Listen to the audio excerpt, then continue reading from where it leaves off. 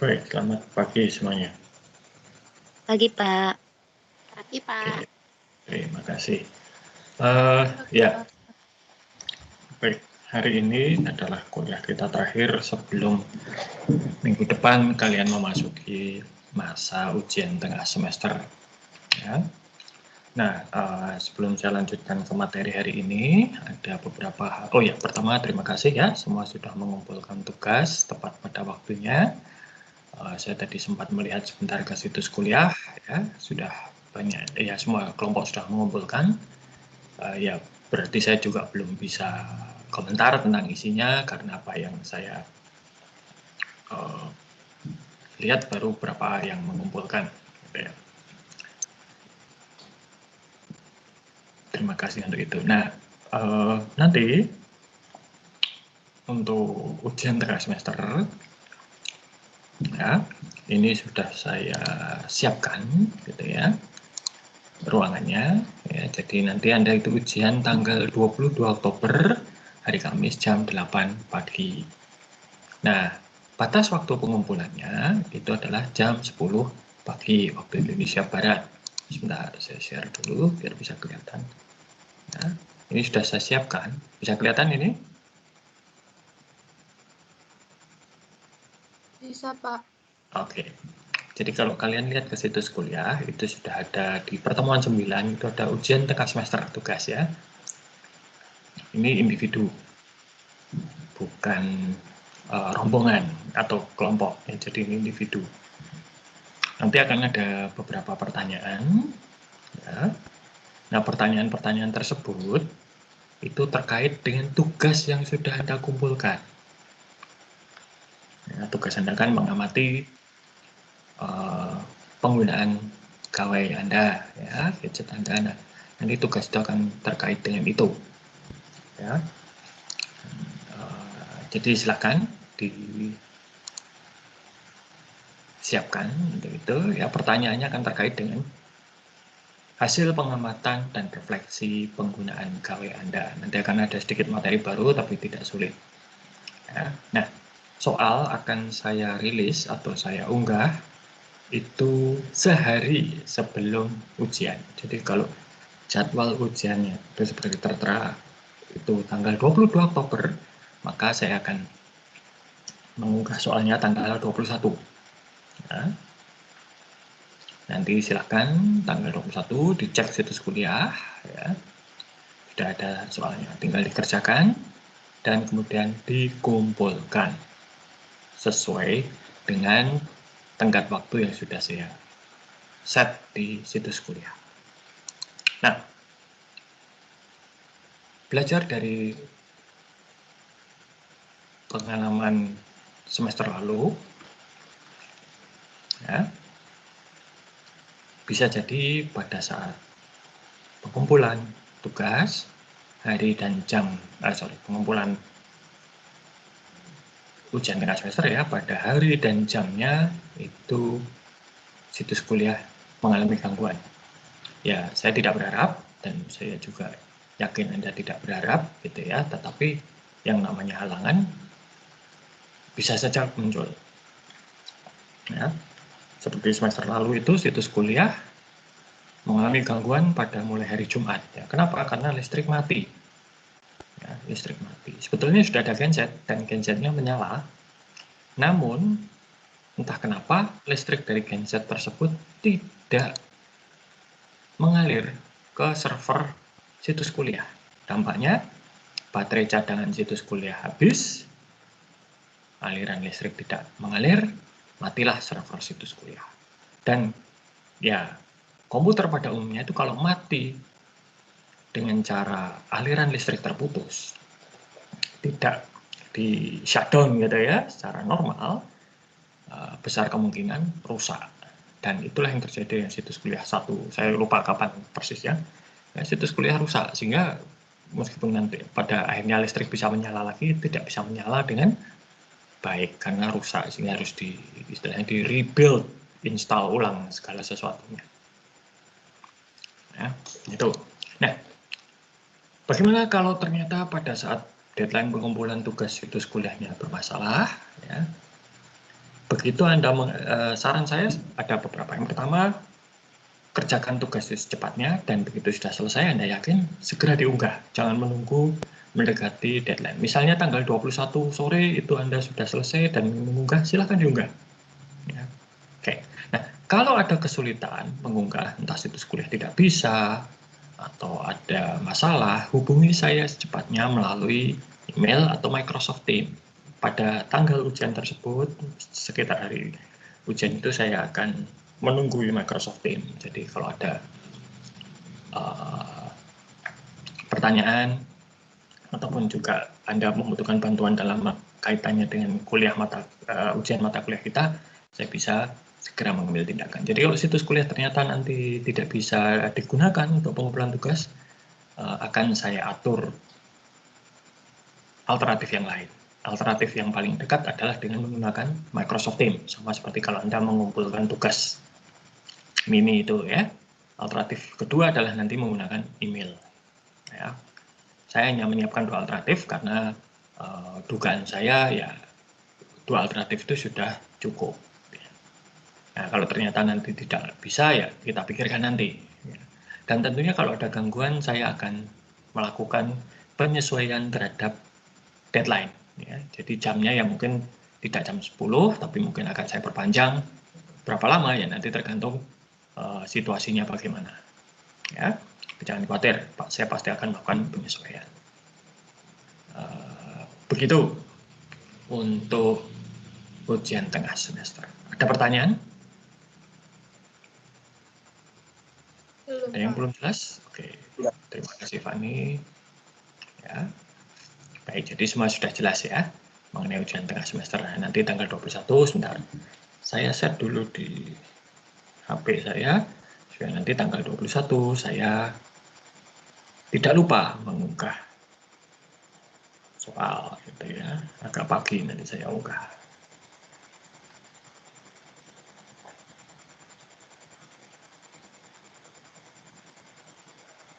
Oke, sudah saya set ya.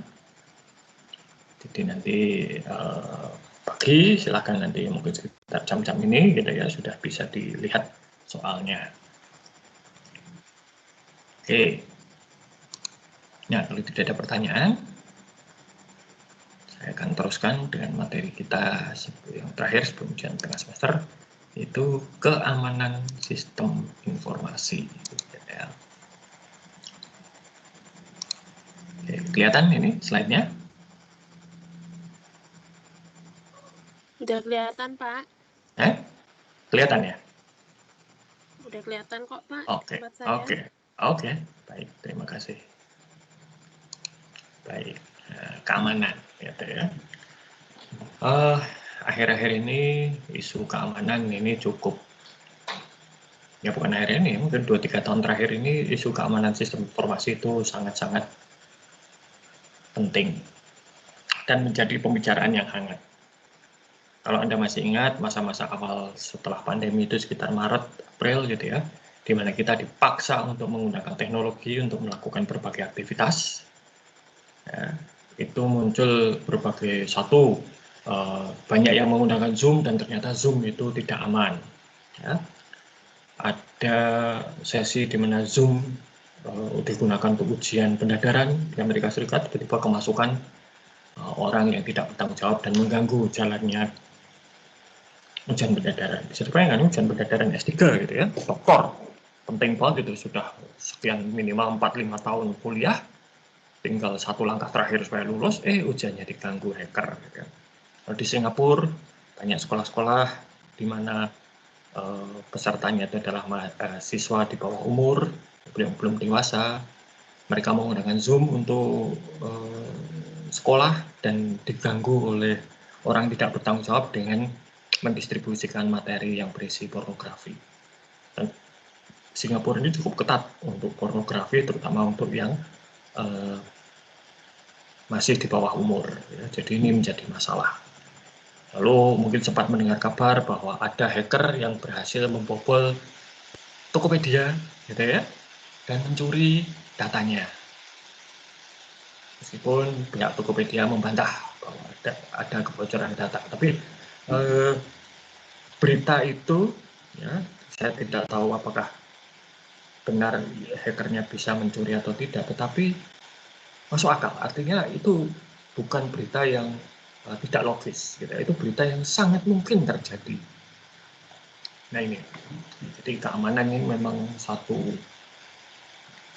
hal yang cukup fatal, cukup vital, apalagi kita sekarang semakin banyak aktivitas kita karena pandemi ini dilakukan secara online. Sekolah, kuliah online, ujian online, belanja online, ya. Dulu mungkin ya belanja lewat Tokopedia, Bukalapak itu mungkin sesekali, sekarang mungkin setiap hari. Dan ini juga saya rasakan sendiri. Saya itu dulu kalau beli makanan misalnya lewat GoFood itu paling seminggu 2-3 kali. Gitu. Sekarang hampir setiap hari. Karena apa? Nah, daripada saya keluar rumah ke warung atau restoran, ya, yang belum tentu memenuhi standar protokol kesehatan, mungkin harus banyak orang berdesak-desakan, GoFood saja, gitu ya. Jadi semakin sering ini terjadi. Perbankan juga online, ya, dan macam-macam urusan lain online. Maka karena online ini semakin sistem kita semakin banyak yang digunakan, jadi semakin rentan. Kalau terjadi apa-apa, bubar. Ya. Nah, ada dua istilah yang sering dipakai di dalam keamanan sistem. Yang pertama keamanan, dan kedua pengendalian. Keamanan itu adalah kebijakan, prosedur, dan ya hal-hal teknis yang digunakan untuk mencegah akses oleh pihak-pihak yang tidak berhak. Ya. Pengubahan sistem, pencurian, atau bahkan kerusakan secara fisik pada sistem informasi. Itu keamanan. Ya. Keamanan ini bisa bersifat fisik, bisa bersifat digital. Keamanan fisik misalnya pagar, pintu dikunci dengan kunci yang baik. Ya. Satpam, CCTV itu adalah keamanan fisik, dan tentunya ada keamanan digital, ya, login, ya, dan pembatasan akses dan segala macam. Dan ada pengendalian. Pengendaliannya adalah metode, kebijakan, dan prosedur organisasi untuk memastikan keamanan aset organisasi, akurasi dan kehandalan catatan akuntansi, serta dipatuhinya standar manajemen. Nah, ini pengendalian. Sekarang ini saya ya, dan para dosen yang bukan pejabat gitu ya, itu secara umum sama seperti Anda, yaitu kami harus bekerja dari rumah. Apakah tidak boleh ke kampus? Boleh, tetapi hanya kalau dibutuhkan. Itu pun sekarang, ya, kalau akan ke kampus itu harus menunjukkan bahwa kami itu diizinkan masuk kampus. Jadi harus minta izin dulu. Ya. Beberapa waktu yang lalu, semua dosen dan karyawan Atmajaya menjalani tes COVID-19 dan syukurlah pada waktu itu tidak ada yang positif, ya. Di aman. Nah ini untuk masuk ke kampus itu ada prosedurnya sekarang, harus minta izin, nanti izinnya terus ditunjukkan kepada satpam dan lain sebagainya. Kalau tidak ya nggak boleh masuk. Ya. Nah ini, nah itu aturannya. Prakteknya apakah itu dilaksanakan atau tidak ya harus dilihat. Gitu ya. Terus terang saya juga belum pernah semenjak ada aturan baru ini masuk ke kampus, gitu ya. Jadi nggak tahu. Ya. Tapi minimal aturannya sudah ada, tinggal nanti penegakannya bagaimana. Nah, mengapa kok satu sistem itu memiliki vulnerable itu rapuh gitu ya? Pertama, ya jaringan itu terbuka. Seperti Atmajaya itu sekarang otomatis harus terbuka jaringan. Sistem di Atmajaya harus terbuka. Mahasiswa dan dosen dari luar kampus harus bisa mengakses situs kuliah. Yang mengakses situs kuliah itu mungkin pakai koneksi internetnya apa? Mungkin pakai Telkom, IndiHome, atau Telkomsel. Ya. Atau bisa pakai XL, Indosat, atau dari warnet, ya, nggak tahu dari mana, numpang rumah teman, numpang tetangga, numpang balai RW, dan lain sebagainya. Bisa jadi seperti itu. Maka harus terbuka. Tapi pada saat yang sama juga harus yakin bahwa yang mengakses itu memang anggota Sivitas Akademika Universitas Atmajaya Yogyakarta. Ya. Jangan sampai mahasiswa UNY masuk, jangan sampai mahasiswa Sanata Dharma masuk. Gitu ya. Lalu permasalahan perangkat keras ya, bisa rusak. Seperti tadi saya sudah ceritakan mengenai situs kuliah bisa jadi karena listrik tidak mengalir, server mati. Ya. Pernah ada satu lelucon ya, kan kita sebelum kita pandemi itu kan sedang gencar-gencarnya industri 4.0, industri 4.0 ya. Nah, industri 4.0 itu kalahnya oleh 220 ya. 220 itu adalah PLN maksudnya, tekanan listrik.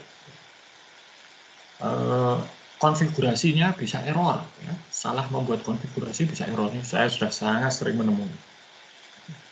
Permasalahan software, error di dalam pemrograman, salah instalasi, perubahan yang tidak benar, bencana alam, kebakaran, dan lain sebagainya. Lalu penggunaan jaringan atau komputer di luar kendali perusahaan, ya sama seperti kita di sini. Saya di rumah ya pakai laptop rumah, laptop pribadi saya, bukan laptop dari Atmajaya. Istri saya itu dari kantor dapat laptop, dan laptopnya itu ya hanya bisa untuk kerja, tidak bisa untuk yang lain-lain. Ya. Untuk misalnya buka WhatsApp web, nggak bisa diblokir. Untuk buka Zoom yang bukan dari kantor nggak bisa diblokir. Ya. Nah, tapi kalau saya mengakses jaringannya Atmajaya pakai laptop pribadi saya, ya, bisa dipakai untuk nonton Netflix, bisa untuk Zoom, bisa Microsoft Teams, bisa macam-macam. Terserah saya, ini milik saya. Nah, tapi itu mengakses jaringannya Atmajaya. Ya. Dan apa yang terjadi dengan laptop saya di luar kendalinya KSI. Nah, perangkat yang dipakai untuk mengakses smartphone, tablet, laptop bisa hilang, bisa dicuri, ya. Dan begitu itu hilang, nah, si pencuri bisa mengakses informasi maupun bahkan bisa masuk ke dalam jaringan kerja. Oke, kita lihat sekarang seperti itu. Jadi ketika kita satu komputer klien itu mengakses jaringan milik perusahaan, sepanjang jalan ini sudah begitu banyak ancaman yang masuk. Mulai dari pertama, mungkin perangkatnya dipakai oleh orang yang tidak berhak. Misalnya saya mengakses laptop istri saya, ya, ngecek email istri saya, itu bisa kalau saya tahu passwordnya error gitu ya, perangkatnya rusak bisa jadi. Menggunakan jalur komunikasi ini bisa disadap, bisa disergap pesannya, bisa diganti pesannya. Nanti ada namanya man in the middle, gitu ya, di mana di sini itu ada orang yang menyadap. Lalu informasinya tidak diteruskan ke server perusahaan, tetapi apa? Diubah dulu lalu diganti. Gitu ya. Server perusahaan bisa dihack, bisa kena virus, bisa macam-macam serangan. Ya. Hardware juga bisa rusak, software bisa rusak, macam-macam. Ini begitu banyak ancaman. Internet itu spesial sekali karena apa? Internet itu jaringan terbuka, siapa saja bisa menggunakan. Ya. Dampaknya ya begitu banyak ancaman yang muncul dari internet.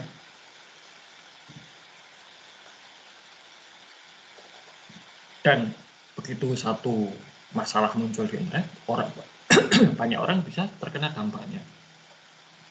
Virus, ransomware, malware, dan lain sebagainya. Perangkat wireless, terutama saya sudah pernah menyampaikan Wi-Fi ya, seperti ini. Wi-Fi ini tidak aman. Kenapa? Wi-Fi itu menggunakan frekuensi yang tidak diregulasi, yang tidak diatur. Frekuensi bebas, 2,4 GHz dan 5, berapa GHz. Untuk menggunakan frekuensi itu tidak perlu izin. Ya, siapa saja boleh menggunakan. Dampaknya apa? Siapa saja dengan perangkat Wi-Fi itu bisa menyadap komunikasi antara klien dan titik akses Wi-Fi atau akses point. Bisa banyak sekali ini ya, alat maupun teknologinya maupun tekniknya. Kalau telepon seluler bagaimana? Telepon seluler kan juga wireless. Nah, telepon seluler berbeda. Satu, Untuk bisa menggunakan frekuensi telepon seluler itu ada regulasinya. Perusahaan operator telepon seluler harus bayar ke pemerintah untuk bisa menggunakan frekuensi tertentu. Itu satu. Dua, perangkatnya tidak tersedia secara bebas. Kalaupun ada, Anda harus beli.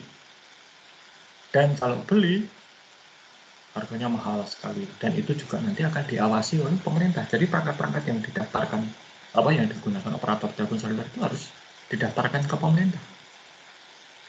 Ya sama seperti kalau Anda sekarang beli smartphone itu kan tidak boleh yang black market ya, yang selundupan, harus yang memang dijual resmi di Indonesia, didaftarkan emailnya seperti itu. Jadi telepon seluler itu jauh lebih aman daripada WiFi. Kenapa? Ada regulasinya, ada pendaftarannya, ada pengawasannya. Ya. Itulah mengapa saya katakan kalau Anda akan melakukan aktivitas internet banking, jangan gunakan WiFi publik di tempat umum. Gunakanlah koneksi seluler Anda. Itu lebih aman. Ancaman berikutnya malicious software atau software-software yang dirancang untuk menciptakan kerusakan. Malicious itu artinya kan berniat jahat gitu ya. Ada virus, ya, virus di saya ketika tahun 90-an belajar komputer pertama kali sudah beberapa kali mengenal virus. Ada teman saya yang hobinya bikin virus juga. Nah, ya hanya untuk iseng saja. Ada worm, kalau worm ini kalau virus itu merusak, kalau worm ini menggandakan diri biasanya. Jadi dia akan mengcopy dirinya sendiri sehingga nanti ruang penyimpanan satu komputer itu penuh. Ada smartphone. Ini 4 tahun yang lalu saja 13.000 tipe virus malware untuk smartphone ditemukan. Sekarang mungkin jauh lebih banyak. Lalu ada ransomware, ya, ransomware ini yang belakangan juga cukup banyak mengganggu. Itu adalah satu software virus khusus. Dia akan masuk ke satu sistem dan nanti kalau sudah masuk ke dalam sistem, isi hard disk sistem tersebut akan dienkripsi, diacak sehingga tidak bisa dibaca lagi. Nah, korbannya nanti harus bayar tebusan, maka disebut sebagai ransomware karena minta tebusan atau ransom. Dan kalau sudah bayar tebusan, si korban akan diberi kunci nih untuk membuka enkripsi tadi sehingga datanya bisa dibaca. Ada spyware, ya. Spyware ini adalah software kecil yang digunakan untuk memata-matai aktivitas pengguna komputer. Spyware ini banyak digunakan di korporasi besar. Untuk apa tuh? Untuk ngawasi para karyawannya. Ini pakai komputer kantor untuk apa? Kalau untuk kerja, tidak masalah. Tapi kalau komputer kantor kok digunakan untuk buka toko online di marketplace, ya, nah itu ya tidak benar. Fasilitas kantor digunakan untuk menerima job freelance pribadi, itu yang nggak benar. Fasilitas kantor yang untuk kantor. Kalau akan melakukan hal-hal pribadi, pakailah fasilitas pribadi. Nah, maka banyak di perusahaan besar, ya, yang umumnya mereka tidak mau beritahu siapa saja, gitu ya, ini menggunakan spyware ini untuk mengawasi karyawan. Ya. Ini. Nah, pelaku kejahatan komputer bisa disebut hacker. Disebut hacker itu aslinya, asal kata hacker itu kan tukang hack. Hack itu artinya ngutak-atik sebetulnya. Lebih kepada kreativitas untuk memahami satu alat teknologi dan mencoba untuk memodifikasi teknologi tersebut untuk berbagai keperluan. Aslinya hacker itu adalah orang-orang yang belajar komputer dan ngutak-atik komputer untuk kemudian digunakan untuk berbagai hal yang lain. Nah, misalnya dulu pakai komputer untuk buka pintu garasi, pakai komputer untuk mematikan, menyalakan lampu dan sebagainya. Itu mereka hacker itu ya. Tapi kemudian dengan seiring berkembangnya zaman, modifikasi yang dilakukan hacker terhadap komputer ini bisa digunakan untuk tujuan positif maupun tujuan negatif. Nah, yang menonjol tentunya adalah yang tujuannya negatif untuk kejahatan, mengganggu, merusak ya. Nah, ini kemudian hacker ini mendapat nama buruk.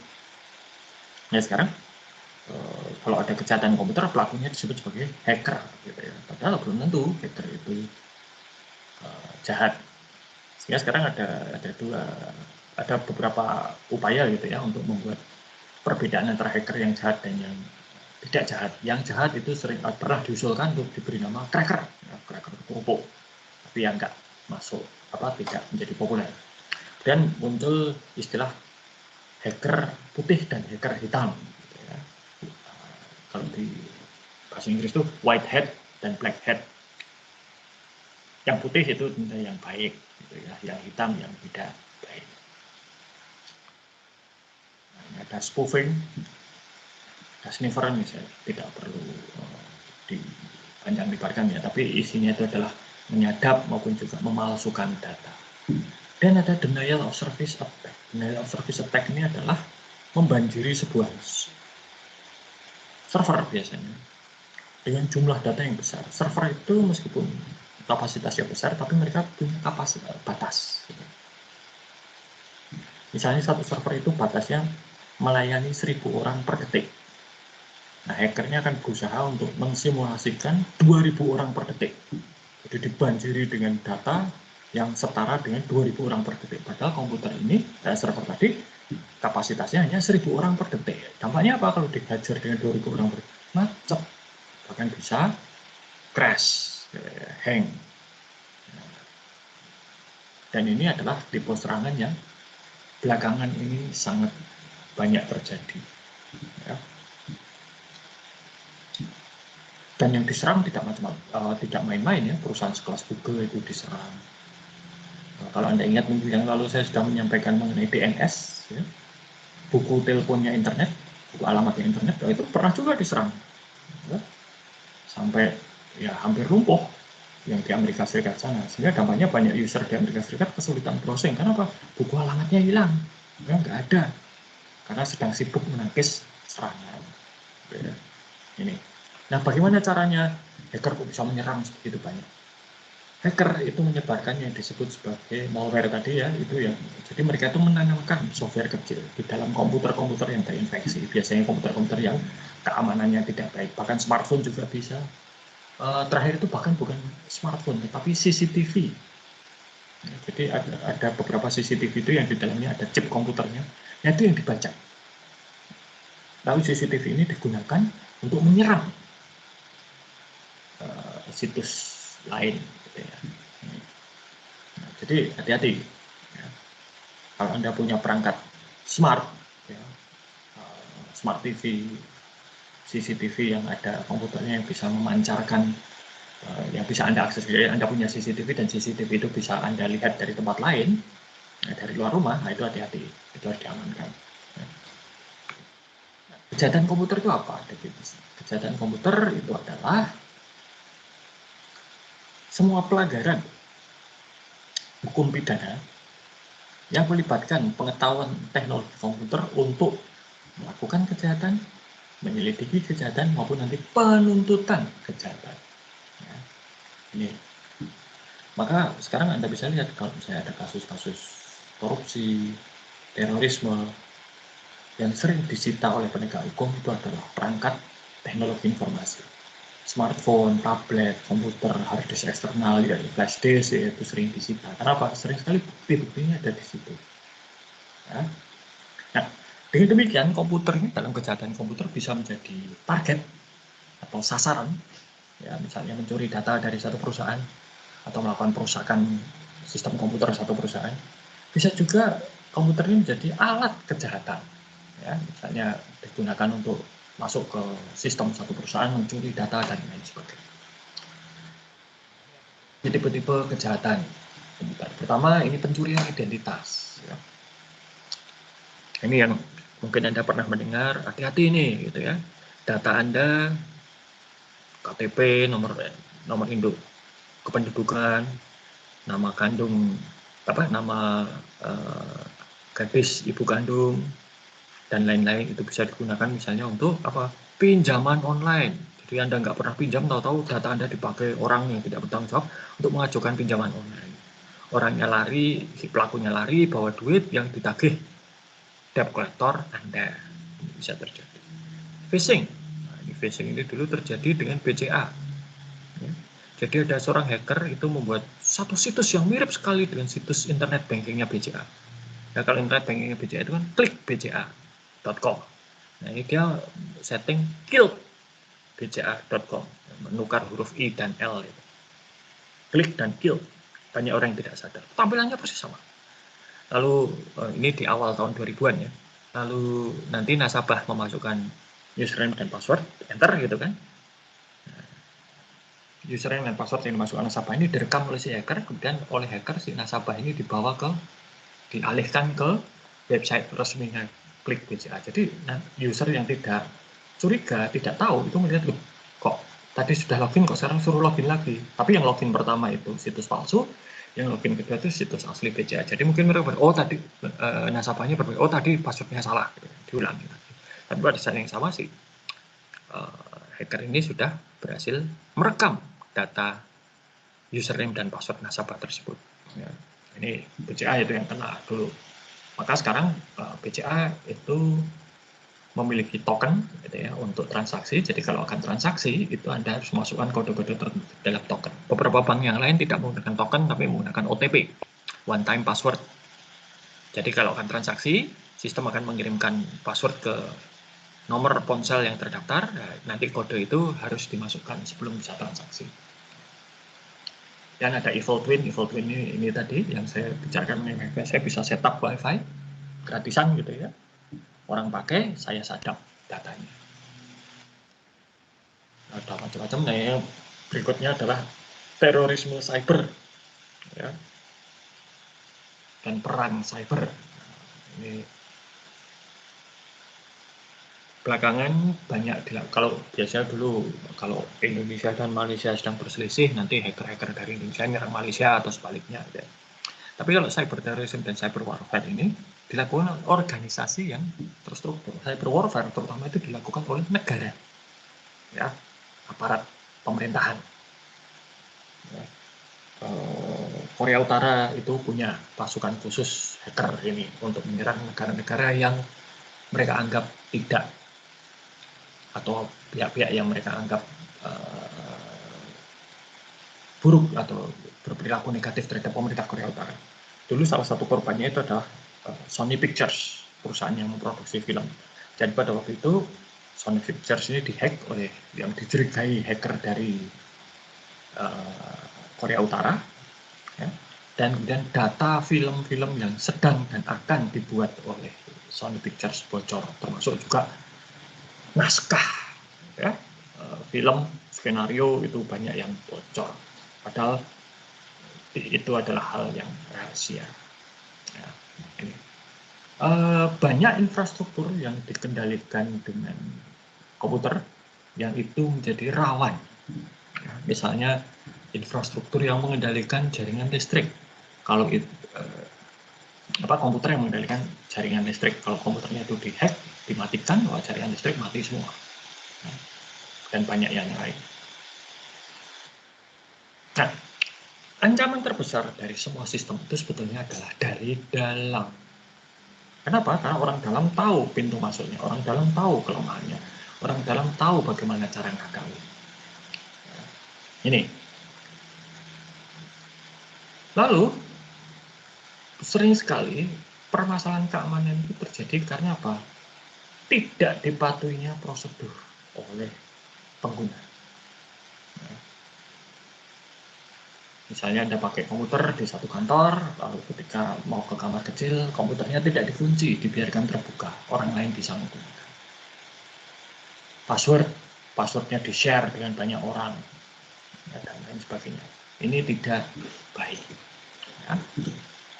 Atau yang sederhana kalau ATM, ya, PIN ATM dituliskan pada kartunya ya, supaya tidak lupa. Itu nanti kalau kartunya hilang ya habis uang. Ada satu teknik yang disebut sebagai social engineering.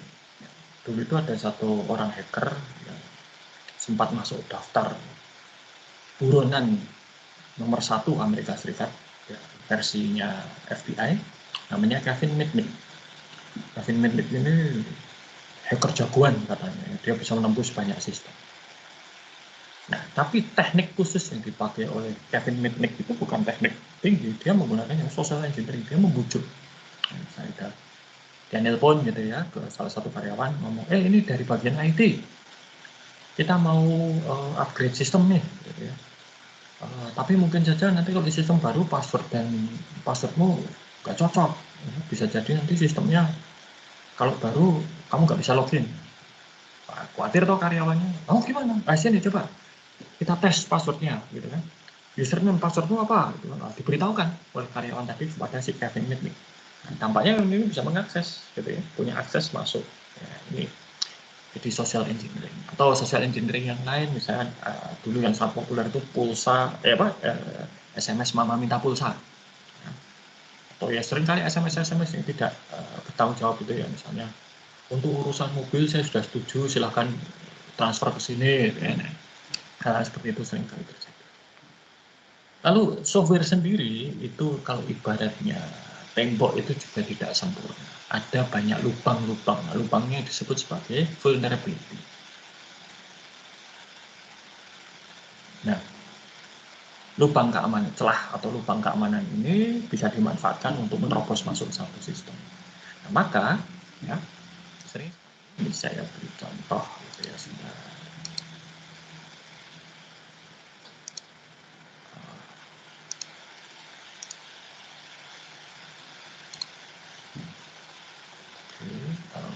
Ini bisa kelihatan?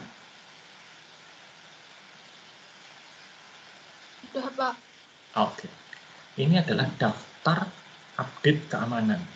Ya. Jadi yang dilakukan oleh Microsoft untuk khusus Windows 10. Anda bisa lihat ini terakhir kapan? 9 Agustus 2020. Ini ada banyak sekali daftar ya, update-update keamanan yang bisa dilakukan. Misalnya ini apa ini? Bisa dilihat.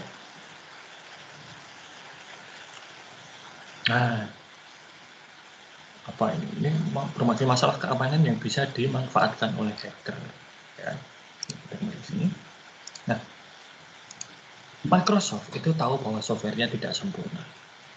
Bahkan ketika sudah melalui berbagai macam pengujian, uji coba, tetap saja nanti ada hal-hal yang tidak akan, celah-celah yang tidak ditemukan, yang baru ditemukan nanti setelah lama itu digunakan. Nah, maka Microsoft ini secara aktif memantau software-software miliknya, dan semua perusahaan juga punya. Google demikian, Twitter, Tokopedia, ya, dan lain-lain melakukan hal itu. Jadi produk-produk software mereka itu diawasi. Mereka juga punya yang namanya bounty program. Jadi kalau ada orang yang bisa menemukan celah keamanan pada satu software dan kemudian dilaporkan, ya, jadi misalnya Microsoft itu mereka punya namanya bounty program. Ya. Kalau saya menemukan celah keamanan pada produk Microsoft, katakanlah misalnya pada Microsoft Word, lalu saya beritahukan ke Microsoft, nanti diverifikasi oleh Microsoft, oh ya ternyata benar, nah saya bisa dapat imbalan. Imbalan itu mulai dari beberapa ratus dolar sampai ribuan dolar. Ada banyak orang-orang yang ahli keamanan sistem informasi itu untuk mereka melakukan pekerjaan dengan cara apa? Ya, berusaha menemukan kelemahan dari satu software, satu sistem. Nah, ini bedanya yang orang baik dan orang tidak baik. Kalau orang baik menemukan kelemahan, dia akan memberitahukan kepada si pembuat. Jadi kalau ada kelemahan pada, katakanlah, browser Google Chrome, saya akan memberitahukan ke Google, ini loh ada kelemahan di sini. Nanti kalau Google bisa mengetahui itu, mereka harapannya bisa segera memperbaiki. Nah, itu kalau orang baik. Kalau orang tidak baik bagaimana? Ya kelemahan itu disimpan sendiri lalu dieksploitasi supaya bisa digunakan untuk kejahatan, mencuri data lah, merusak atau lain sebagainya. Google itu punya satu tim khusus yang namanya Google Project Zero. Nah, mereka ini sering sekali mencari kelemahan pada sistem-sistem ataupun juga software-software populer yang terkenal yang komersial, termasuk Microsoft, Apple, dan lain sebagainya.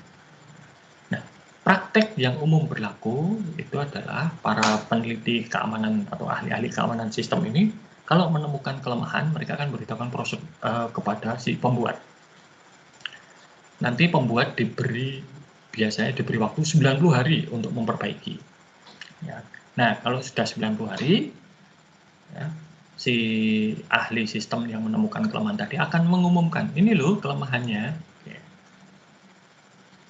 harapannya setelah 90 hari itu, ini yang disebut sebagai patch atau tambalan. Jadi misalnya saya memberitahukan Microsoft, ini loh Microsoft ada kelemahan celah keamanan pada Microsoft Word, maka dalam 90 hari itu Microsoft sudah menyiapkan tambalannya, patch, ya, ditambal. Jadi ketika setelah lewat 90 hari, saya umumkan para pengguna Microsoft Word yang memiliki versi yang memiliki kelemahan itu bisa segera menambal celah keamanan. Ya. Kadang prakteknya si pembuat itu sudah diberitahu ini loh ada celah keamanan, tapi mereka tidak membuat patch atau ya tidak melakukan apapun atau mungkin melakukan tapi belum selesai. Tetap 90 hari diumumkan. Kenapa?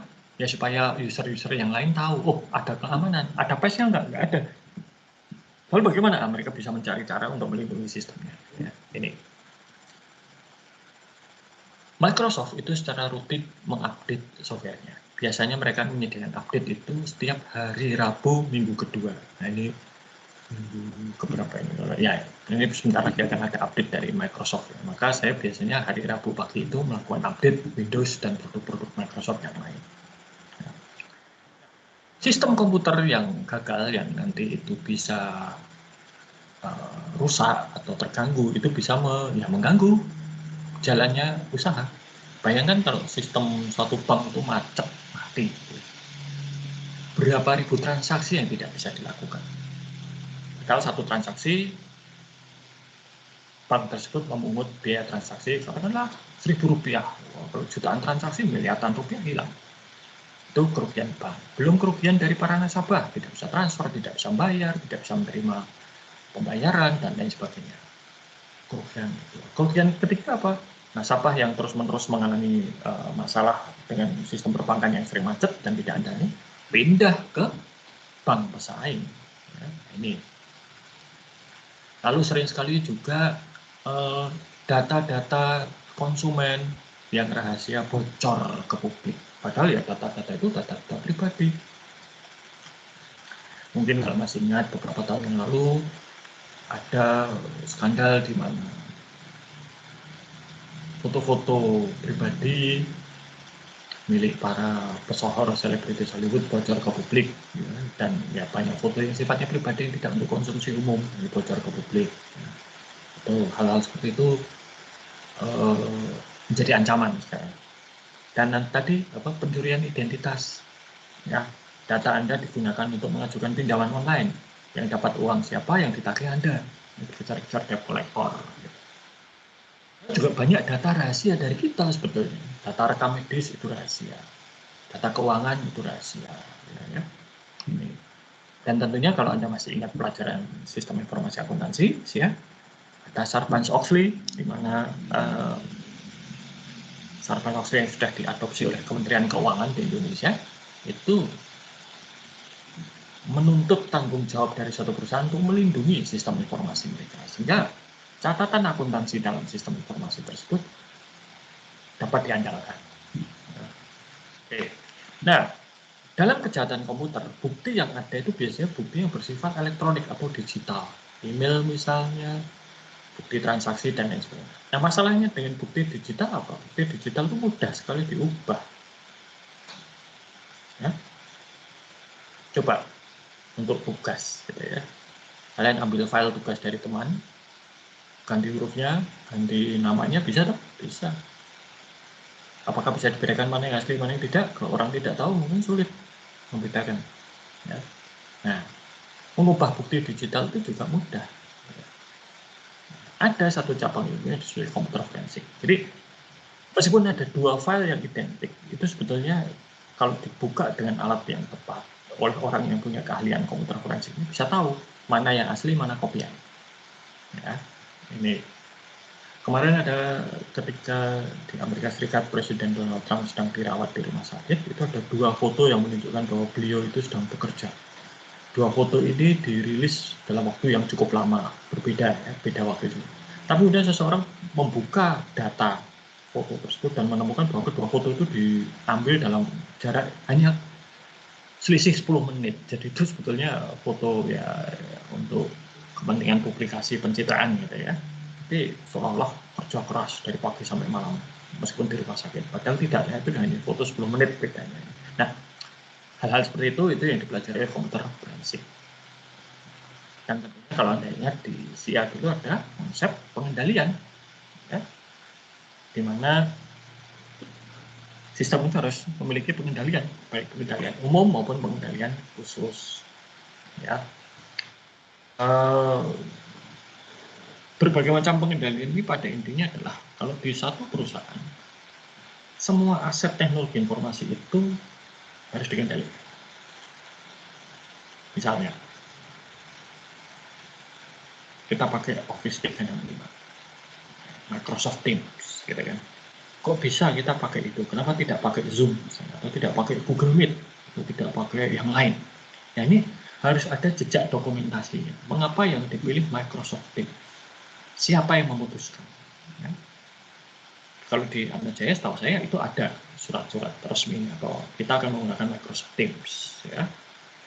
Nah, ini pengendalian software sehingga tidak bisa sembarangan tiba-tiba muncul Zoom gitu ya, hardware. Kalau Anda masih ingat di kampus itu di dalam ruangan kelasnya komputer ada LCD proyektor dan lain sebagainya, itu juga ada riwayatnya mengapa kok komputer itu ditaruh di satu ruang, mengapa kok komputernya jenis yang itu, spesifikasinya seperti itu, mengapa kok monitornya itu, gitu ya. Ini ada prosesnya, tidak bisa tiba-tiba muncul satu komputer gitu saja. Penggunaan komputer juga secara operasional harus dikendalikan. Ya. Maka kalau Anda lihat komputer yang dari kampus itu, Anda harus login dulu untuk bisa menggunakan. Pakai WiFi juga login dulu dan seterusnya. Ya. Data ya, juga harus dikendalikan dengan baik. Karena apa? Ya, data ini komoditas penting. Ya. Nantinya data ini mungkin akan lebih berharga daripada emas dan minyak bumi, gitu ya. Maka harus dilindungi. Dan banyak juga pengendalian-pengendalian yang lain. Pengendalian aplikasi saya kira tidak perlu dilanjutkan karena ini sudah ada di SIA. Nah, pendekatan terbaru di dalam pengendalian itu adalah menggunakan pendekatan berbasis resiko. Jadi pertama kita harus melakukan penilaian resiko.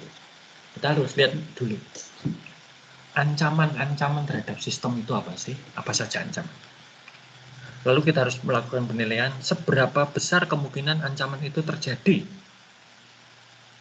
Dan kalau benar terjadi, berapa kerugiannya? Jadi bisa dihitung. Ya. Jadi misalnya, oh kalau di Jogja ini ancaman tsunami bagaimana? Ancaman gunung meletus bagaimana? Ancaman kebakaran hutan bagaimana? Ancaman kebakaran hutan mungkin tidak besar. Ancaman gempa bumi bagaimana? Oh besar. Ancaman tsunami ada. Ya, kemarin sudah hasil dari studi di ITB itu menunjukkan ya. Ancaman gunung meletus bagaimana? Ada. Ya. Hanya saja sekarang berapa kerugiannya kalau gunung Merapi meletus? Berapa kerugian kalau ada kebakaran hutan dan seterusnya? Nah, ini bisa dihitung seperti Anda bisa lihat di sini. Misalnya, katakanlah power failure, listrik mati. Kemungkinannya 30%, kerugiannya ini berarti kerugian setahunnya berapa? $30.000. Oke. Berarti itu besar kerugian. Harus dilihat kalau mencegah power failure ini berapa biayanya. Kalau biayanya di bawah 30.000 itu masuk akal. Tapi kalau biaya mencegah power failure kok $100.000, wah tidak perlu dicegah. Kenapa? Biayanya lebih besar daripada kerugiannya. Ya.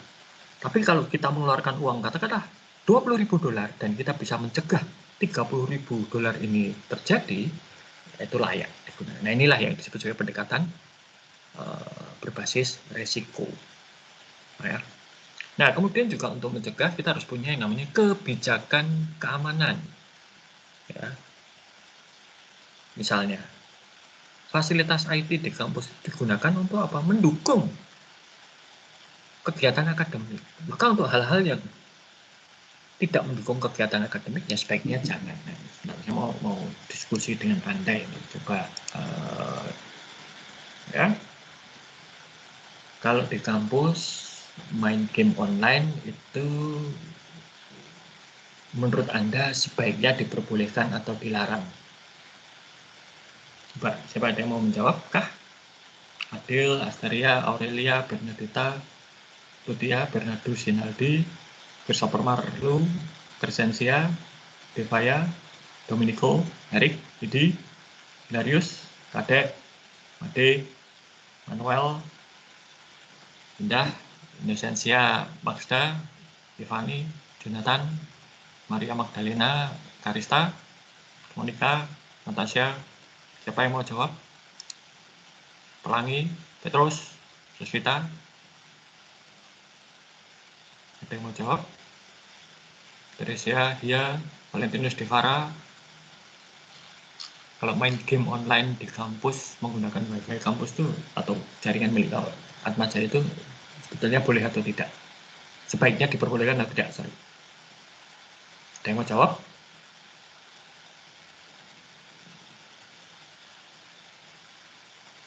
Nggak ada.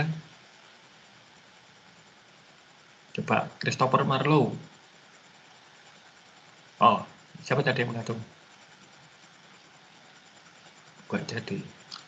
Oh, oke. Valentinus Devara, silakan. Menurut saya sih nggak boleh, Pak, karena itu kan buat kepentingan mahasiswa semua ya, nanti bandwidth-nya internet turun, Pak. Oke, baik. Bagus sekali. Tapi bagaimana Valentinus kalau di teknik industri itu ternyata ada mata kuliah pembuatan game online gitu gimana?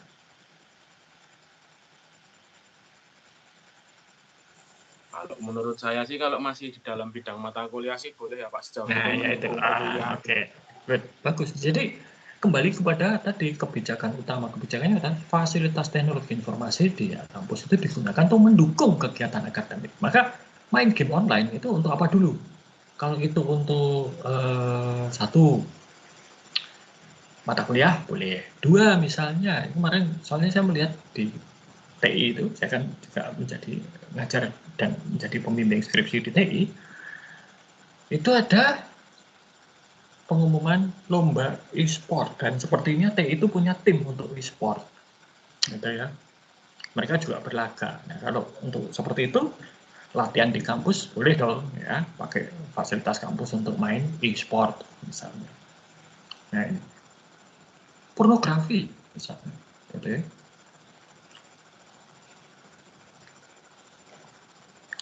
Nah, misalnya gambar-gambar bagian tubuh manusia diblokir. Nah, kalau yang butuh gambar-gambar itu fakultas kedokteran, lalu bagaimana? Ya, susah kan? Fakultas kedokteran tidak boleh belajar anatomi, ya kan? Repot. Padahal belajar anatomi salah satunya adalah mungkin melihat gambar-gambar bagian tubuh manusia. Nah, dulu pernah ketika Menteri Komunikasi dan Informatikanya Pak Muhammad Nuh, ya, zaman Presiden Pak SBY, Pak Muhammad Nuh ini memblokir YouTube. YouTube nggak boleh, tidak bisa diakses dari Indonesia. Karena kasus sampai waktu itu ada video yang dianggap menghina umat agama tertentu dan Indonesia menganggap itu tidak baik kalau diblokir YouTube. Seluruh YouTube diblokir. Yang pertama kali teriak itu adalah Visipol UMY Universitas Muhammadiyah Yogyakarta. Kenapa? Karena di Visipol UMY itu punya channel televisi YouTube.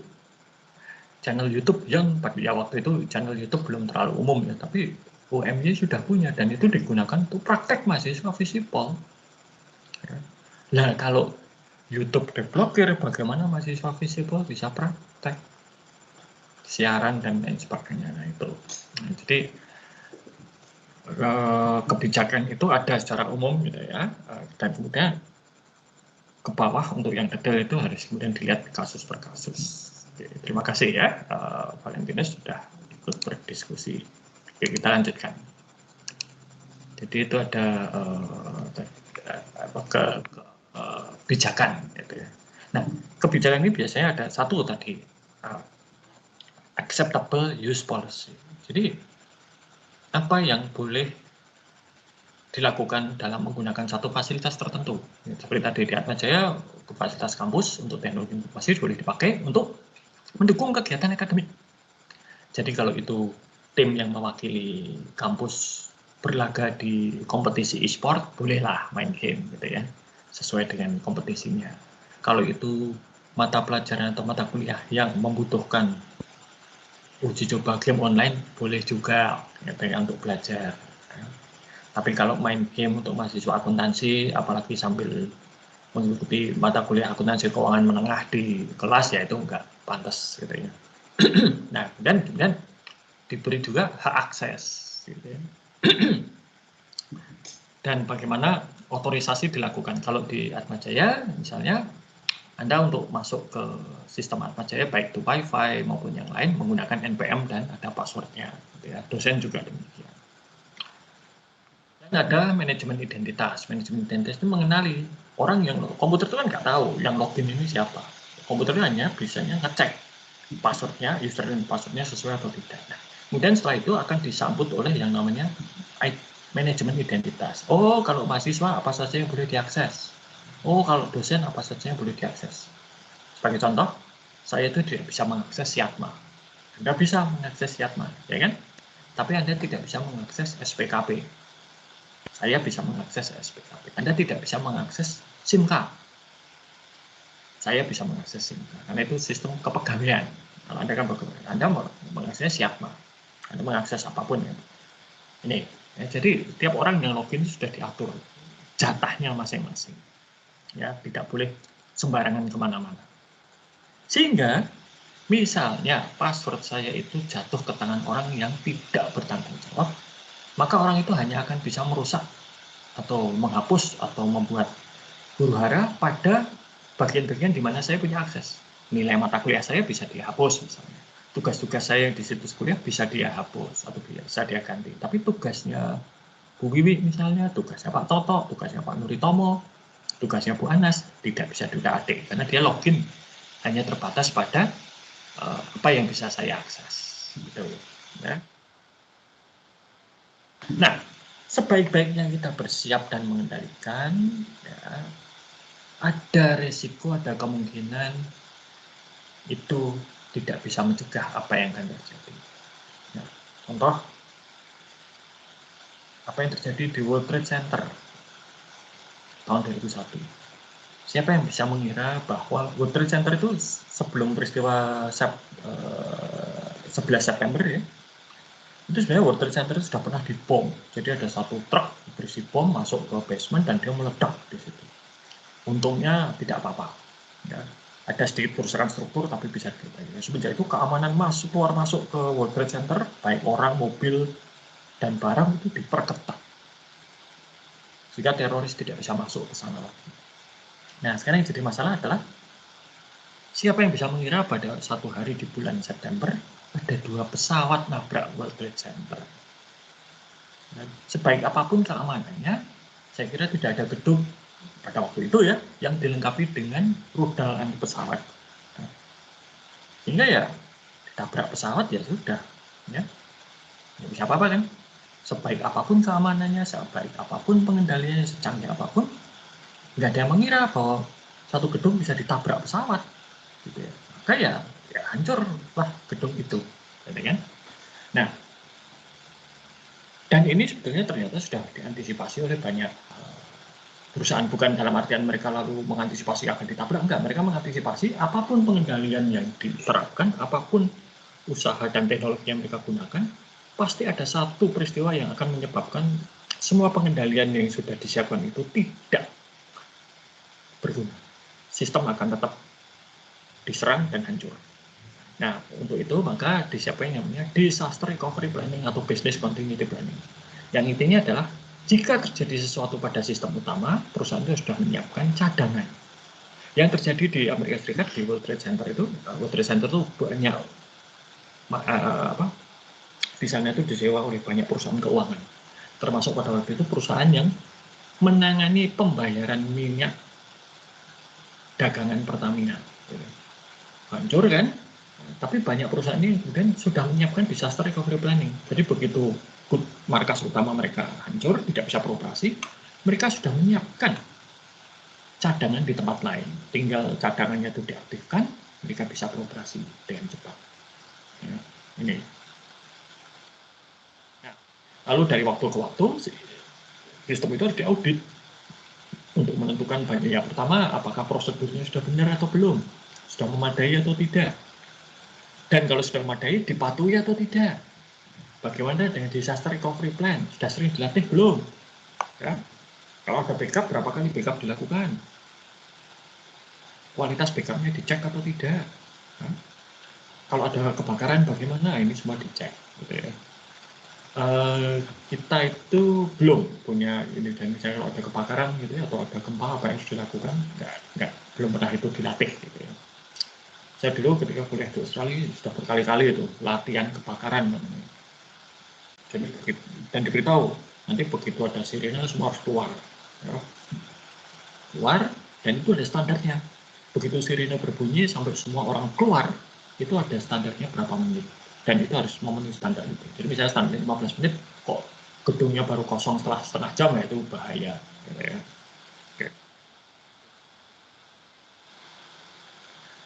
Lalu bagaimana kita mengotentifikasi user itu? Ada macam-macam. Yang paling sering dipakai kan apa? Password. Tapi password itu lemah. Password yang mudah diingat itu mudah ditebak. Kalau sulit ditebak itu biasanya sulit untuk diingat.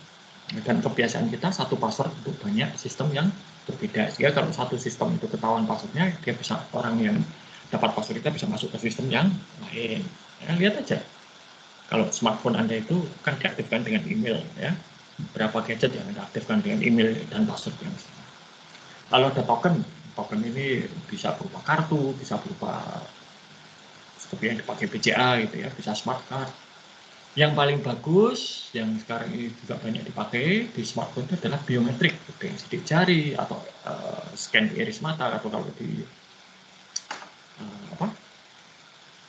iPhone gitu dengan wajah gitu ya. Cuma sekarang masalahnya kalau pakai masker lalu bagaimana? Ya, dan seterusnya. Bisa juga dengan autentifikasi 2 faktor. Jadi ini terutama banyak dilakukan untuk aplikasi perbankan ya. Jadi setelah login nanti akan dikirim kode khusus ke smartphone. Kode khusus sudah dimasukkan. Kalau tidak dimasukkan, biarpun tahu passwordnya nggak bisa masuk. Ini. Lalu kalau Anda masih ingat ya, di film Warriors of the Net itu ada firewall. Firewall itu apa? Firewall itu ini. Ya. Dia adalah penjaga pintu keluar masuk jaringan. Ya. Jadi nanti traffic dari internet yang masuk dilihat. Kalau Anda ingat dulu di Warriors of the Net, datanya mau masuk pintu yang mana? Oh, nomor 27 tutup, nggak bisa. Oh, dia masuk ke pintu nomor 80, boleh masuk.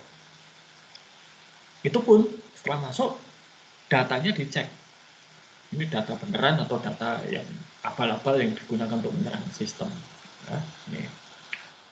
Intrusion detection system, antivirus, intrusion detection system ini untuk mendeteksi apakah ada orang yang berusaha masuk. Misalnya kalau login 3 kali salah, ya, wah ini ada yang aneh. Gitu kan.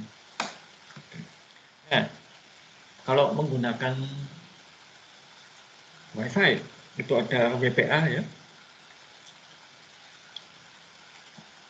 WPA ini untuk keamanan, ya, yang terbaru itu WPA versi 3, tapi belum banyak perangkat yang bisa menggunakan itu. WPA versi 2 itu sudah bisa di-hack, ya. Dan enkripsi. Ini. Jadi ada pesan, dienkripsi, nanti pesannya itu akan teracak. Dan itu hanya bisa dibuka oleh penerimanya. Nah, ini. Kalau Anda pernah melihat film Imitation Game, ya, Imitation Game itu cerita tentang para ilmuwan di Bletchley Park yang berusaha untuk memecahkan kode enkripsinya yang dipakai, kode enkripsi yang dipakai oleh angkatan bersenjata Nazi Jerman ketika Perang Dunia Kedua. Dan mereka berhasil membuka kunci enkripsi ini, sehingga pesan-pesan ataupun juga komunikasi yang tadinya diacak itu bisa dibaca dengan jelas. Kalau itu ini, misalnya Anda mengunjungi katakanlah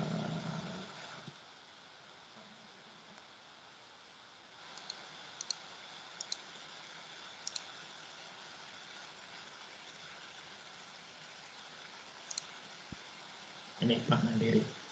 Ini kelihatan ya situs webnya Bank Mandiri. Kelihatan, Pak. Oke. Nah ini bagaimana bisa yakin ini punya Bank Mandiri beneran? Bukan situs buatan saya misalnya. Namanya dari mana? Ada yang bisa menjawab nggak? Atau misalnya kalau ini mungkin nggak nih, ini deh. Anda mau login ke internet bankingnya Bank Mandiri. Bagaimana bisa yakin ini punya Bank Mandiri beneran? Bukan situs abal-abal. Boleh saya jawab, Pak? Silakan. Menurut saya tuh karena websitenya Bank Mandiri itu udah kayak ada enkripsinya tuh seperti yang Bapak tampilkan tuh ada kayak gemboknya. Oke. Baik. Itu ya Oke. aman situsnya. Oke. Nah, memang betul ya. Terima kasih. Ini ada gembok ini ya. Nah, tapi gembok ini sebaiknya dilihat untuk dilihat. Ya. Nah, di sini ada sertifikat valid diterbitkan untuk PT Bank Mandiri. Ya. Oke, ini salah satu cara. Ada juga cara yang lain yang dipakai Klik BCA ya. Pakai gembok itu bisa atau yang ini. Klik BCA. Ya. Nah, BCA itu kalau Anda bisa lihat ada ini kayak sertifikat kecil. Ini dibuka. Ini adalah dari pihak ketiga perusahaan sertifikasi digital yang sudah terima. Di sini dia menunjukkan ya bahwa oh ini memang situs ini miliknya Bank Sentral Asia Indonesia, trusted, terpercaya. Ini ya. Apa saja yang di sini si DigiCert ini kemudian menampilkan informasi apa yang mereka sertifikasi. Satu, pendaftarannya dikonfirmasi, jadi datanya BCA dicek benar, alamatnya benar, dikonfirmasi, nomor teleponnya dikonfirmasi, alamat email dan kepemilikan domain juga sudah dikonfirmasi. Jadi klik bca.com itu memang milik BCA, bukan milik Samiyaji. Ya.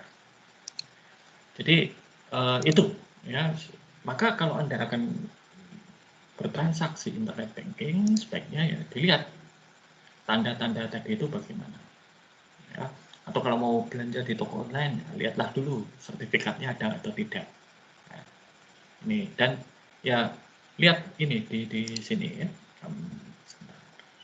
Ini di sini ini, alamatnya ini benar nggak alamat yang memang milik layanan internet banking BCA atau Mandiri atau apapun. Biasanya tiap-tiap bank yang punya layanan internet banking sudah akan menampilkan alamat yang sebaiknya diakses oleh nasabah. Nah, bagaimana dengan kalau aplikasi? Ada kan aplikasi-aplikasi yang milik bank tertentu. Ya. Misalnya kita cari Bank Mandiri. Nah, ini ada Mandiri Online, MIB, Mandiri. Ini yang mana ini? Yang benar ya? Mandiri Imani, wah ini mana ini? Yang benar. Ya kan? Nah, gampang, tinggal diklik saja. Bisa kelihatan di sini tuh siapa pembuatnya. Ya, di sini PT Bank Mandiri Persero ini sudah diverifikasi oleh Google. Karena ini Google.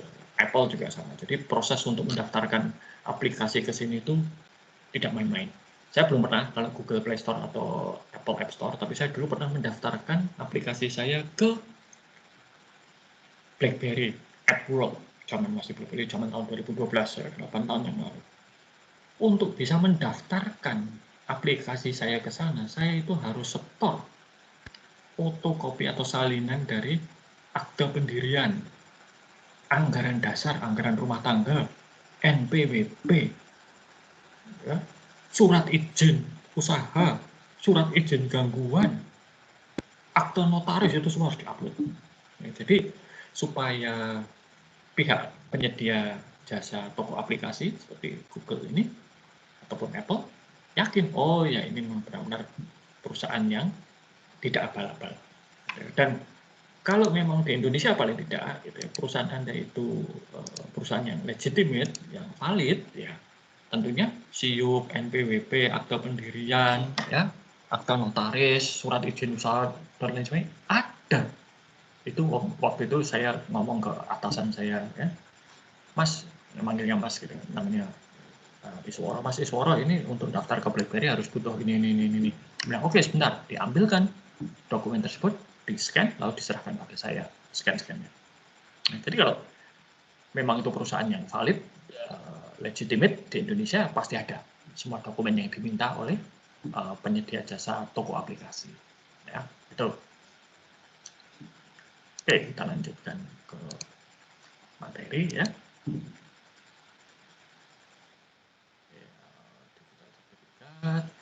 Nah, lalu sistem itu ya untuk beberapa sistem itu harus tersedia hampir 24 jam sehari. Seperti sistem perbankan itu bisa dikatakan dituntut 24 jam. Kenapa? Transaksi perbankan bisa 24 jam. Anda bisa transaksi di marketplace Tokopedia jam 12 malam, jam 1 dini hari, jam 4 dini hari, bisa. Ya. Dan itu bisa terjadi karena apa? Sistem bank dan maupun sistemnya Tokopedia siaga 24 jam. Tapi Anda tahu bahwa yang namanya menjaga satu sistem 24 jam itu ya nggak mudah. Listrik bisa mati kapan saja. Koneksi internet bisa mati kapan saja. Maka dan ada yang namanya fault tolerant system. Fault tolerant system ini adalah sistem yang sudah disiapkan cadangan. Kalau sistem utama gagal, misalnya listrik jadi gangguan, menjadi faktor yang mengganggu. Ya disiapkan genset. Kalau Anda lihat videonya Facebook yang lalu kan, Facebook itu punya berapa genset? 14 genset. Ya, tuh. Lalu nanti tiap-tiap server, jadi kalau listrik mati dan genset nyala, ya, itu otomatis biasanya listrik mati, genset nyala. Tapi begitu genset menyala, tidak langsung mengalirkan listrik. Butuh waktu 10-15 menit biasanya. Nah itu ada baterainya. Ya. UPS tadi, namanya UPS ya, itu bisa menyediakan listrik bisa sampai biasanya antara setengah sampai 1 jam. Jadi ya 15 menit listrik dari genset mulai menyala, nggak masalah. Kesediaan listrik terjangkau. Lalu kalau server dari komputer-komputer yang dipakai perusahaan besar itu redundant itu selalu ada cadangan. Power supply lebih dari 1. Ya, hard disk bisa diganti pada saat tidak perlu mematikan sistem, itu bisa langsung diganti ya, tanpa kesetrum. Ya. Oke. Lalu keamanan ya kalau di cloud itu lebih enak lagi, kenapa? Ya Anda tinggal bayar, Anda pakai seperti kita pakai Microsoft Teams ini ya nggak peduli Atma Jaya mau listrik mati atau tidak, ya kita masih tetap bisa pakai Microsoft Teams. Ya, kenapa? Ini ada di infrastrukturnya Microsoft di cloud, ya kan? Nah sekarang masalahnya adalah kalau itu untuk data-data yang sifatnya sensitif, cloud ini menjadi bermasalah. Bermasalah gimana? Datanya disimpan di mana? Kalau data keuangan milik nasabah perbankan di Indonesia nggak boleh disimpan di luar Indonesia, itu harus disimpan di wilayah hukum Indonesia. Nah kalau Microsoft kan mungkin disimpan di Singapura, di Australia, di Amerika, di Skandinavia, kita nggak tahu di mana. Ya. Ini kan jadi masalah. Ya, perangkat mobile. Perangkat mobile ini kan seperti handphone yang kita miliki, smartphone, tablet, laptop tuh gampang banget hilang. Ya. Lalu bagaimana? Nah, mungkin Anda sudah mengenal, kalau di Android ada yang namanya Find My Device, gitu ya. Kalau iPhone mungkin ada Find My iPhone, gitu. Nih, saya share sekarang. Ini, ya. Ini lokasi ya, nah, ada di mana bisa ketahuan kan? Lokasinya ada di mana bisa ketahuan. Oke, ini bahkan bisa kalau Anda pakai Find My Device ini bisa dikunci jarak jauh. Saya dulu pernah punya smartphone LG G3 dan suatu ketika saya di Jakarta itu dijamret, dicopet, hilang. Ya. Lalu ketika itu juga saya nelpon ke operator karena kartu saya pasca bayar itu diblokir, dan saya buka laptop pakai WiFi, saya kunci handphone tersebut dan saya hapus isinya. Jadi dari jarak jauh saya hapus isinya, saya kunci, nggak bisa buka. Ya, oke, ya sudah karena sudah dijamret, saya beli baru ya sebagai pengganti, saya sudah melupakan. Beberapa bulan kemudian tiba-tiba saya dapat kiriman email gitu ya, isinya foto-foto. Saya bingung ini fotonya siapa gitu. Ternyata itu foto orang yang jadi di LG G3 itu ada satu fasilitas kalau sampai salah memasukkan password atau PIN, kan sudah saya kunci itu ya, saya pakai password dan PIN. Kalau sampai salah 3 kali, itu kamera depannya akan memotret. Kemudian fotonya itu akan dikirim ke pemilik, yaitu saya. Ya, ternyata itu adalah orang yang berusaha untuk membuka kunci LG G3 tersebut. Ya. Lalu kemudian di situ ada muncul alamat email saya, dia kemudian kirim email minta itu dibuka. Lalu saya bilang, lo kok bisa? Oh, itu milik saya, kok bisa sampai di tangan Anda, gimana ceritanya? Itu kemarin dijamret, apakah Anda penjamretnya? Saya tanya gitu kan. Dia membantah, enggak, saya beli ini gitu ya, di OLX, beli apa, cash on delivery, jadi ketemu penjualnya, bayar, dan sudah. Ya bukan urusan saya. Dan semenjak itu beberapa kali saya sering dikirimi foto orang yang mencoba membuka, dan fotonya ganti-ganti gitu ya. Ini itu keamanan dari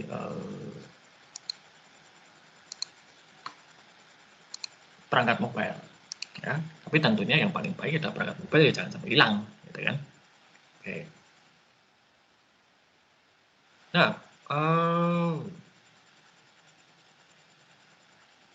ini terakhir ya. Apakah bisa dengan mendengarkan cerita saya tadi mungkin bisa ada yang bertanya, kok kualitas produk perangkat atau perangkat IT itu kok begitu jelek gitu ya? Apakah bisa dibuat? Bisa. Dibuat berkualitas itu bisa. Nah, ini bahannya sudah selesai. Tapi sama seperti semua produk, ketika satu perusahaan itu mengeluarkan produk, itu pasti ada keseimbangan antara biaya dan manfaat. Ya. Sama seperti mobil misalnya. Bisa nggak mobil itu dibuat aman sekali? Sehingga kalau terjadi tabrakan, kecelakaan, penumpangnya tidak ada yang luka. Bisa. Tapi harganya akan jadi sangat mahal. Mungkin kalau sekarang mobil itu harganya masih dikira kisaran ratusan juta. Kalau mobil yang sangat aman, sangat efisien, cepat, dan lain sebagainya, harganya bisa miliaran rupiah. Siapa yang bisa beli mobil seperti itu? Sama juga dengan perangkat komputer. Bisa nggak dibuat yang sangat aman? Nggak bisa, ya bisa. Tapi nanti harganya akan sangat mahal. Dan sangat sulit digunakan. Maka keseimbangan ini yang kemudian harus dicapai dengan mempertimbangkan cost and benefit. Oke, itu dulu materi kita untuk hari ini. Apakah ada pertanyaan?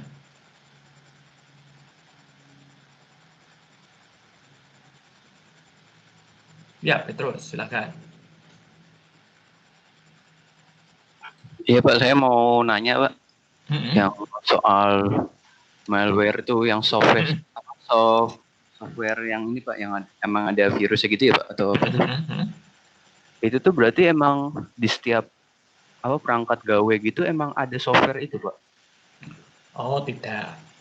Ya, jadi malware atau malicious software yang punya niatan jahat ini tidak semua gawe ada.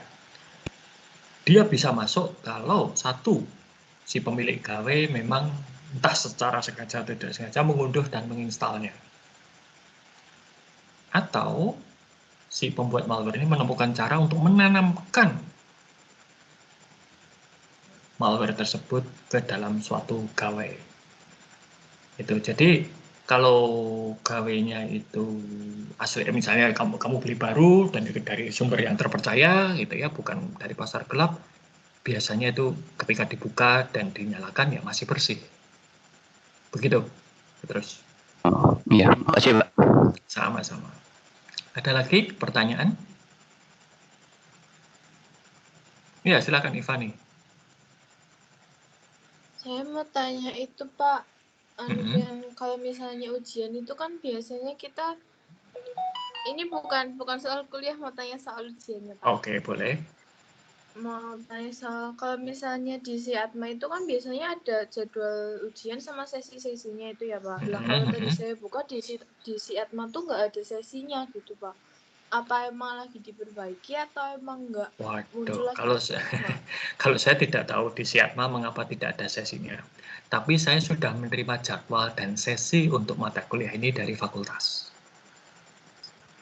Dan seperti saya katakan Berarti tadi, itu jadwal jadwalnya adalah tanggal Anda itu jadwal ujian untuk mata kuliah itu 22 Oktober antara jam 8 sampai jam 10. Oke Pak, terus berarti itu jadwal ujian yang sekarang itu ngikut sama yang sama di buku panduan itu kan ya Pak? Nggak ada perubahan. Mestinya.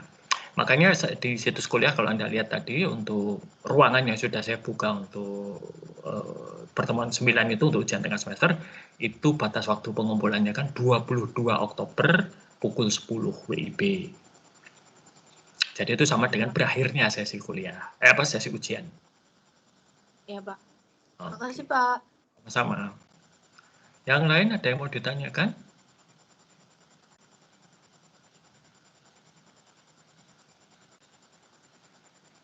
Oke.